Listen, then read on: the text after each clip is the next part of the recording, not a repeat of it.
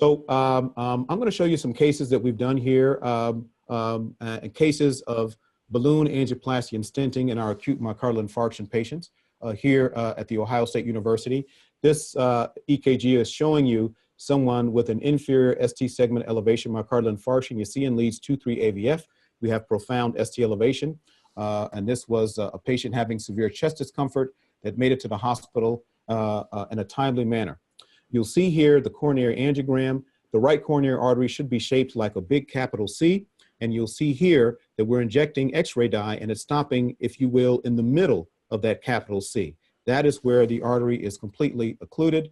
We are able to get a wire across that, and you see the balloon inflated in this picture. So we straddle the blockage, inflate the balloon, that opens up the artery.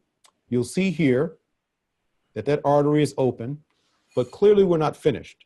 If you look down at the bottom of that capital C, you'll see what looks like a gelatin or solid structures, and that is actually the thrombus that was in the artery at the point of occlusion. What I think is so beautiful about this image is I want you to look at that very same spot, the bottom of the capital C in the next image, and you can see that sludge is gone. I want to make the point that thrombus can appear simultaneously, and it can also resolve simultaneously with our drugs on board. The next step here, we're still not finished, is to put a stent in place. That's the balloon that you see inflated now. And here's our final picture with the nice, beautiful right coronary artery, and we were able to save this patient's life. This next case is an interesting one of a patient who worked at an exercise facility, and they were demonstrating the exercise equipment to some potential customers at this gym, and then suddenly slumped over. The patient was resuscitated, brought to the cath lab, and here's what we saw.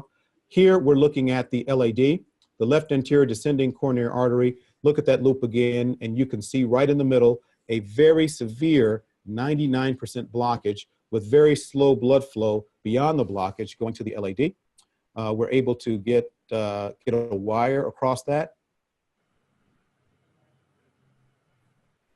Use a balloon, place a stent, and there's our final picture. That's what the left anterior descending coronary artery should look like. Here is something that makes, I think, a pretty good point. This is another patient with an inferior ST elevation myocardial infarction, occlusion of the right coronary artery. Well, it didn't play the way I wanted it to, so I'll just go on to the next one. In fact, I'm going to skip this as well and go on to my last patient.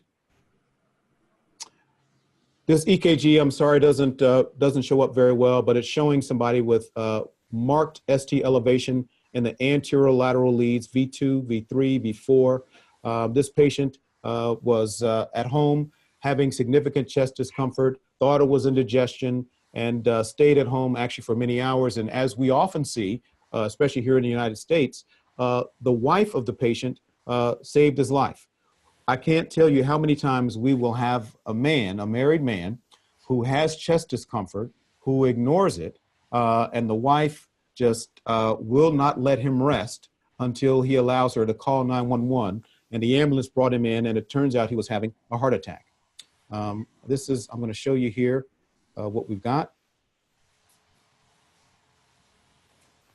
Up top, you see the left anterior descending coronary artery, and you see we're right at the branch point. There is a very severe blockage. Let me play that again.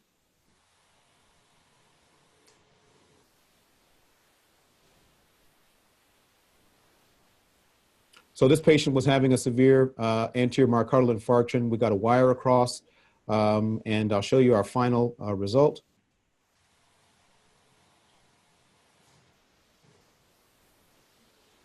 This is after we opened it with a balloon and a stent, and that, ladies and gentlemen, is what a left anterior descending coronary artery should look like.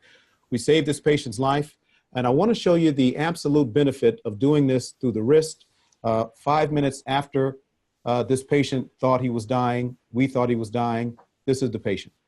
The patient is standing in the cath lab with a clamp around his right wrist where we went in, and he's pointing to you his lesion on the monitor. So this is the benefit, one of the benefits, life-saving benefits of doing these emergency procedures through the wrist rather than through the groin. He can walk around now. There's no risk of a major bleed from the access site, and data has shown that this is the way to treat your heart attack patients. So when I am in the cath lab, I like to walk up to my patient once we've opened the artery and their pain is relieved and say, you know what, this heart attack is over. My students really like that, and so they got me this jacket. And so that's a good way for me to end this lecture by saying the heart attack is over. Thank you very much. Be happy to take any questions.